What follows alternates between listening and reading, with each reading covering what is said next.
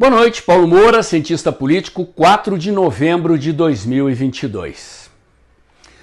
Pessoal, se você não viu os vídeos de ontem e de anteontem, saibam que eu estou em viagem, vou fazer um evento, um colóquio de estudos teóricos sobre liberalismo e conservadorismo, vou passar 4 dias aí impossibilitado de gravar vídeos para o canal, volto para casa domingo.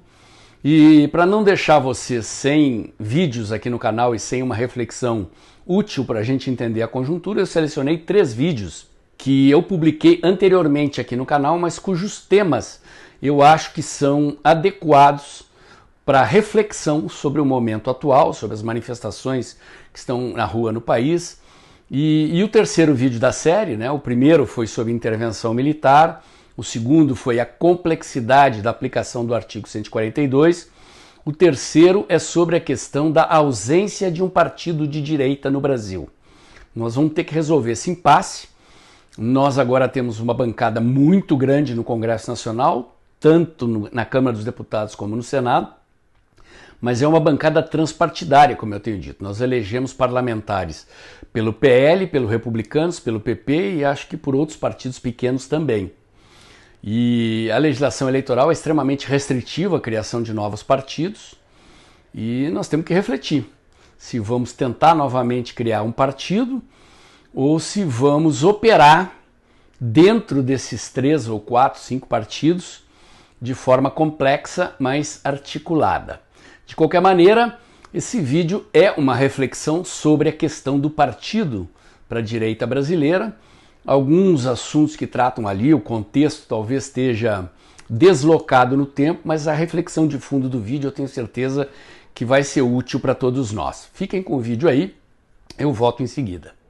O objeto do meu vídeo de hoje não é exatamente esse, qual partido o presidente vai escolher, mas é chegar a uma reflexão sobre os problemas da direita brasileira em relação à questão do partido político, à luz da história e da transformação, da origem e da transformação dos partidos políticos. Vamos lá, gente. Os partidos políticos são uma invenção recente da época das revoluções europeias, das revoluções burguesas dos séculos 17, 18 e 19. Mas a participação política e a democracia representativa existem há muito tempo. Quem inventou a democracia foram os gregos, num período chamado da Grécia Clássica, lá em cerca de 250 anos antes de Cristo, eles inventaram a chamada democracia direta. O que é a democracia direta? É um modelo de processamento das decisões coletivas da comunidade com a participação direta dos cidadãos em assembleias públicas. Direta por quê? Porque não existe delegação de representação, ou seja, os gregos se reuniam em assembleias e cada cidadão discutia e votava levantando o braço nas assembleias sem delegar mandato para que alguém o representasse, por exemplo, numa instância como um determinado poder legislativo existente hoje. Hoje e em Roma. Mais ou menos nessa época, 250 a.C., os romanos invadiram a Grécia e os romanos tinham por hábito absorver a experiência cultural dos povos que eles conquistavam. E a Grécia naquela época era uma das civilizações mais adiantadas que existiam. Os romanos então beberam na fonte da sabedoria grega e aperfeiçoaram o sistema, criando a chamada democracia representativa. Em Roma, uma cidade que chegou a ter mais de 1 milhão de habitantes, a República Romana possuía um Senado e faziam-se eleições mais ou menos aos moldes das eleições que existem até hoje, mas não existiam partidos políticos.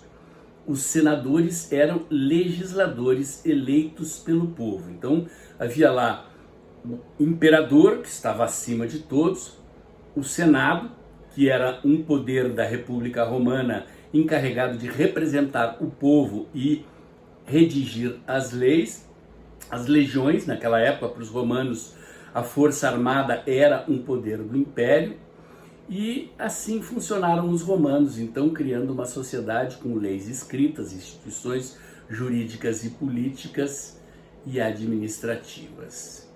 O modelo de democracia que nós temos hoje no Ocidente, de certa maneira, foi copiado dos romanos. E ele nasceu com o surgimento das democracias ocidentais, depois do fim do período do absolutismo que sucedeu o feudalismo na história da humanidade. Os revolucionários dos séculos 17, 18 e 19 se depararam com a necessidade de criar um novo sistema político. No caso específico da França, por exemplo, em que eles decapitaram o rei, ao contrário do que fizeram os ingleses, que deu origem ao regime parlamentarista, os franceses ficaram sem a monarquia.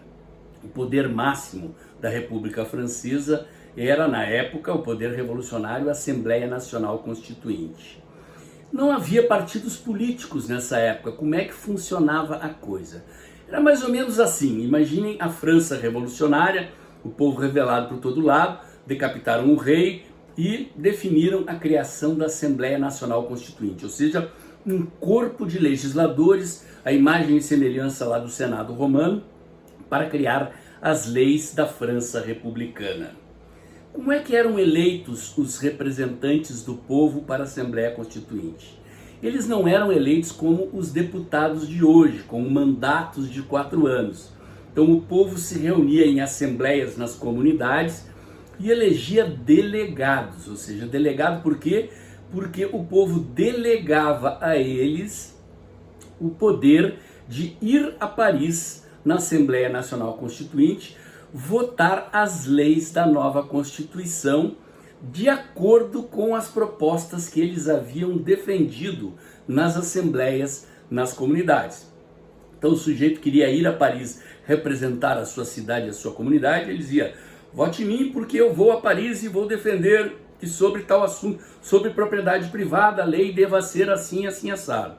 Então o sujeito era escolhido e ele ia a Paris, participava da Assembleia Legisladora e votava apenas exclusivamente naquilo que ele havia recebido delegação para votar, né? Hoje em dia os mandatos parlamentares eles têm uma liberdade, né, de votar lá o deputado eleito conforme ele acha que o seu representante votaria se ele estivesse lá.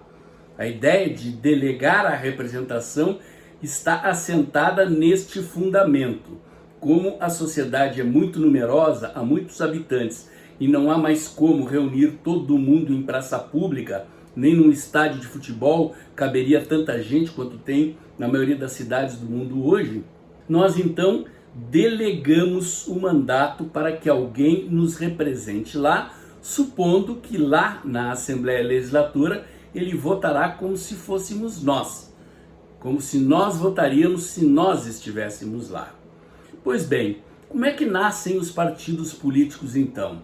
Bom, com a sucessão das assembleias, determinados indivíduos votavam de forma parecida em cada votação. E em função dessa sucessão de votações em que eles se agrupavam pela maneira como votavam, ou seja, eles concordavam entre si, eles começaram a se organizar em pequenos grupos de deputados com ideias parecidas. Então, isso deu origem aos partidos nos parlamentos. Um movimento similar aconteceu na sociedade, ou seja, já que lá no parlamento os nossos representantes votam dessa forma, votam parecido, concordam com essas ideias, vamos nos organizar aqui na nossa cidade, aqui na base da sociedade, para eleger representantes que pensam como nós. Então, assim como surgiram grupos de deputados, de representantes no parlamento, que votavam de forma parecida sucessivamente, surgiram na sociedade grupos de cidadãos que se organizavam para eleger deputados que os representassem no parlamento. E desta fusão entre cidadãos organizados, que se organizam para eleger deputados, e deputados eleitos por cidadãos organizados, surgiram os partidos políticos. A coisa foi mais ou menos assim, não estou sendo preciso aqui, tem um pouquinho de ficção, mas é para efeito didático, para vocês compreenderem como é que se deu este processo. Um sociólogo, um cientista político francês chamado Maurice Duverger, na década de 50 do século XX, resolveu estudar os partidos políticos. A edição desse livro, original em francês, é de 1951. Eu tenho aqui, ó, gente, uma edição em espanhol, que é um pouco mais recente, mas bem antiga. Você não acha mais esses livros em edições novas. A Universidade de Brasília, durante uma época, tinha uma coleção muito interessante de livros clássicos da ciência política. Vou botar a capinha aí na tela para vocês verem. Tem uma edição desse livro chamado Os Partidos Políticos, do Maurício Verger, que vocês só encontram em sebo. Mas estamos falando aqui de um estudo da ciência política dos anos 50 do século XX sobre modelos de partidos europeus. Vou falar para vocês aqui apenas para efeito didático, porque hoje em dia é muito difícil encontrar partidos que se organizem dessa forma, mas Duverger criou uma tipologia e nessa tipologia há 4 tipos de partidos. O primeiro tipo é o que ele chama de partidos de comitê. São partidos de elite, ou seja, partidos que não estão interessados em buscar massas de filiados. Poucas pessoas com alta qualificação intelectual, formação profissional, organizam-se no partido para representar interesses, representar ideias, e eles só buscavam a sociedade e os cidadãos em épocas eleitorais. O segundo tipo de partido é o partido de seções, mais afeto à tradição dos partidos socialistas. São partidos organizados por base geográfica e eles tinham inserção, enraizamento na sociedade, nos sindicatos, nas associações, nos bairros, e também faziam atividades de formação política, de educação da classe trabalhadora. Portanto, eles eram chamados de partidos de massas, tinham o objetivo de cooptar a maior quantidade possível de gente para suas fileiras e de educar politicamente a sociedade, a população, os trabalhadores para as ideias socialistas. Depois, os partidos de células, mais ligados à tradição dos partidos comunistas. Os partidos comunistas surgiram numa época em que a perseguição política, especialmente aos comunistas, era muito forte. Então, eles se organizaram clandestinamente.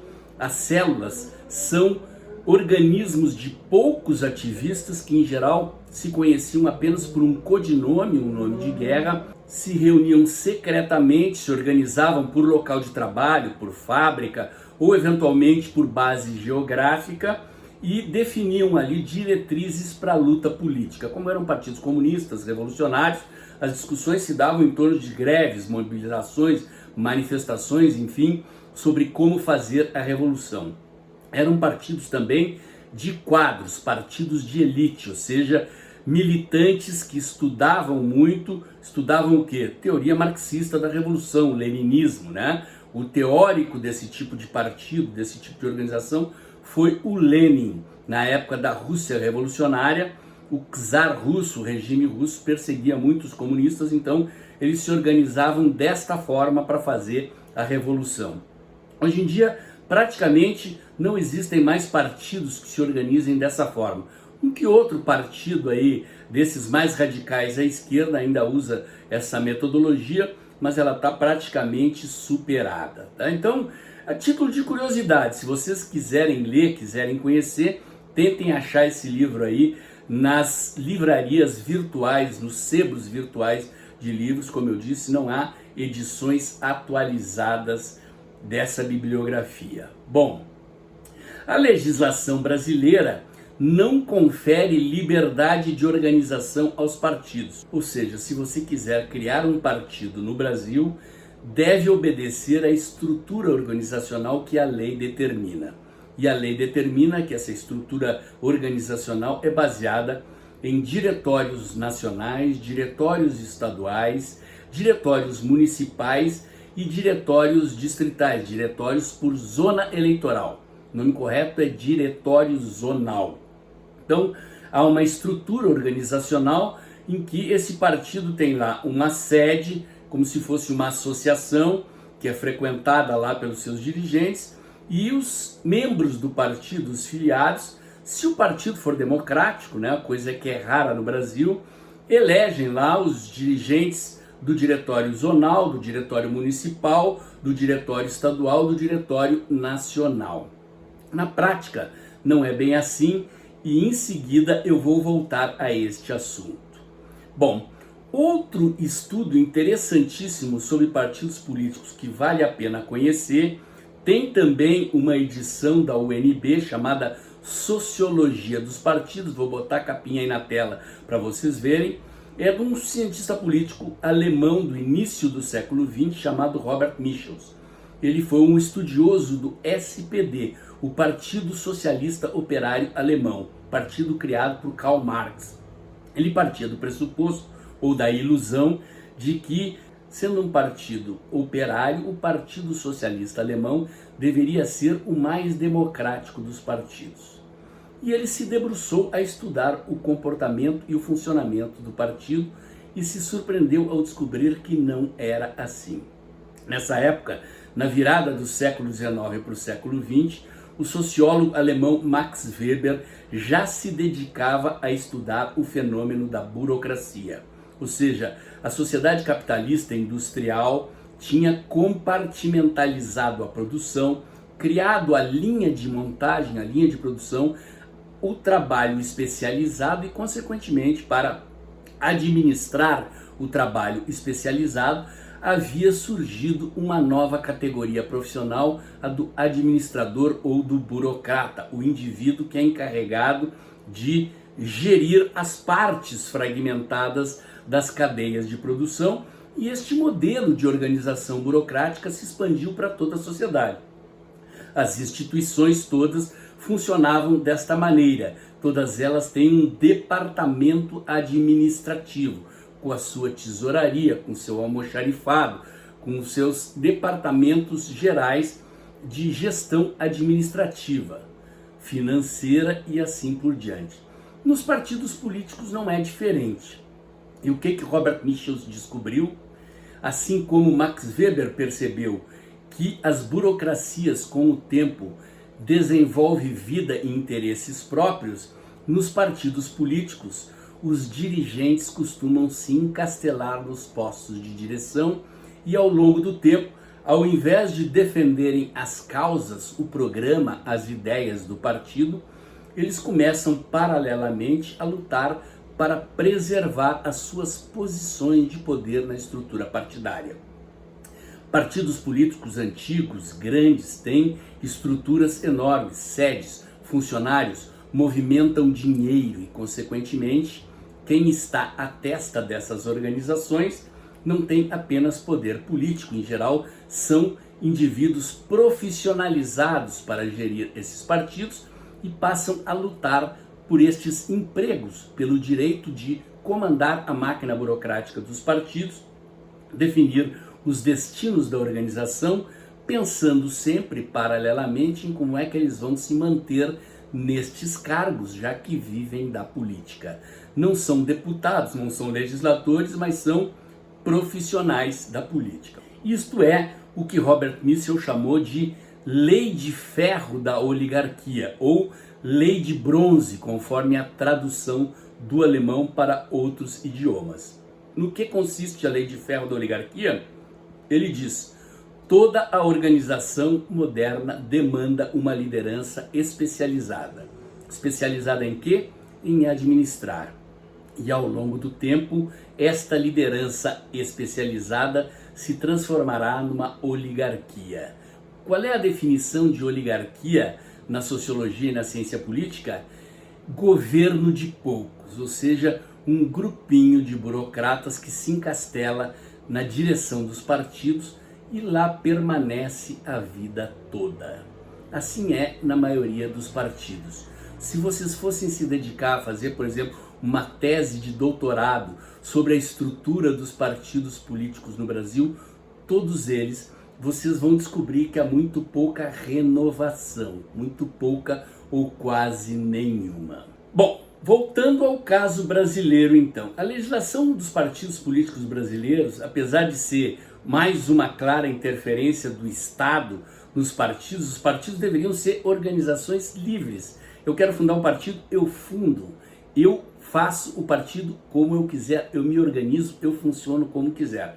Mas não é assim, como eu disse antes aqui no vídeo, você, para ter um partido, é obrigado a estruturá-lo dessa forma, com os diretórios nacional, diretórios estaduais, municipais e zonais. Se você não obedecer esta organização, você não consegue legalizar o partido. O PT, na sua origem, chegou a tentar uma estrutura paralela ao estilo dos partidos socialistas de seção. Existiam lá os núcleos do partido, núcleo de bairro, núcleo de fábrica, núcleo do MST, o núcleo dos negros, das mulheres, dos jovens e toda uma estrutura paralela que funcionava. Então o partido tinha uma estrutura legal para responder à legislação, mas essa estrutura paralela era que comandava de fato a lógica de funcionamento do partido e depois eles formalizavam, segundo a legislação exigia, os procedimentos, as atas das reuniões nessa estrutura oficial que a legislação exige. Mas isso acabou. À medida que o partido foi chegando ao poder, foi ocupando postos burocráticos no Estado, ele virou um partido igualzinho aos outros, com a sua burocracia, com a sua lei de ferro própria da oligarquia. Sim, os dirigentes do PT, como em outros partidos, também são um bando de burocratas, funcionários do partido que lutam para se perpetuar nos cargos de comando. No Brasil, a legislação, apesar dessas regras, sempre foi muito flexível. E no Brasil nós temos um problema, que é o financiamento público dos partidos. O fundo partidário, que é antigo, o fundo eleitoral, que é mais novo, ou seja, dinheiro dos nossos impostos, que é dado aos partidos para eles exercerem as suas funções. Ainda o famigerado horário eleitoral gratuito, um tempo no horário de televisão que nós pagamos também. As emissoras de televisão abatem no seu imposto o tempo que elas usam para exibir a propaganda gratuita entre aspas. Ela é gratuita para os partidos. Nós pagamos com dinheiro dos nossos impostos, porque a emissora de TV cobra do governo, em troca daquele horário no qual não estará exibindo comerciais, estará exibindo horário eleitoral gratuito, um desconto no imposto equivalente ao que ela estaria faturando em comerciais de televisão naquele mesmo horário. Em função disso, o que aconteceu? Começaram-se a criar partidos de negócios, ou seja, o sujeito viu que se ele criasse um partido, ele poderia de cara ganhar uma parcela do fundo partidário e agora mais recentemente do fundo eleitoral. Você sabe como é dividido o fundo partidário e o tempo eleitoral? É o seguinte, 50% é dividido igual entre todos os partidos. Os outros 50% são divididos conforme o tamanho da bancada de deputados federais de cada partido. Então, todo partido, tendo ou não tendo deputado, no momento em que ele é legalizado, já abocanha uma grana dos nossos impostos. E aí, conforme o tamanho do partido, quanto mais deputado o partido tem, contando com a saída da urna, ou seja, se o deputado muda de partido, o dinheiro não vai, fica no partido pelo qual ele foi eleito, mais dinheiro ganha. Então, teve gente, muitos espertinhos, que começaram a criar partido para abocanhar esta grana. Muitos desses partidos, e é por isso que no Brasil tem um monte de partidos. Não tem problema nenhum ter um monte de partidos. Os Estados Unidos tem mais de 400 partidos, mas não recebe dinheiro público. Então, só valem lá, de fato, o Partido Republicano e o Partido Democrata, que são partidos que valeriam um estudo específico. Eles fazem parte do sistema político norte-americano. São instituições de acesso ao poder vinculados ao sistema eleitoral e ao sistema democrático americano de uma maneira específica, não é assunto aqui do nosso vídeo. Eu já fiz live aqui no canal explicando como funciona o sistema eleitoral norte-americano. Então, nós temos esse problema. Durante muito tempo, a legislação brasileira foi muito flexível, muito permissiva, e isso é que explica o fato de que nós temos cerca de 30 partidos registrados no Brasil, e se continuar assim, teremos mais uns 70. É a fila de registro de partidos na Justiça Eleitoral. Como a bagunça ficou muito grande, a legislação foi mudada. Foi criada a cláusula de barreira, e foi definido o fim das coligações proporcionais. Coligação proporcional é um artifício no qual os partidos pequenos, essas legendas de negócio que não elegem nenhum deputado, pegavam carona nos partidos grandes. Então, eles sentavam com um partido grande e diziam assim: eu te deixo usar o meu tempo eleitoral de televisão, do horário eleitoral gratuito, e nós nos juntamos para fazer uma bancada de deputados. Então, a coligação passa a funcionar como se fosse um partido, e o candidato de um partido pequeno que nunca se elegeria termina se elegendo na carona de um partido grande. Há um outro joguinho aí que é do voto proporcional, que faz com que a gente vote num candidato e o nosso voto vai parar em outro. Isso acontece graças ao quociente eleitoral, que eu não vou explicar aqui, já expliquei em outros vídeos, e essa questão das coligações. Pois bem, as coligações na proporcional foram proibidas e foi criada uma cláusula de barreira.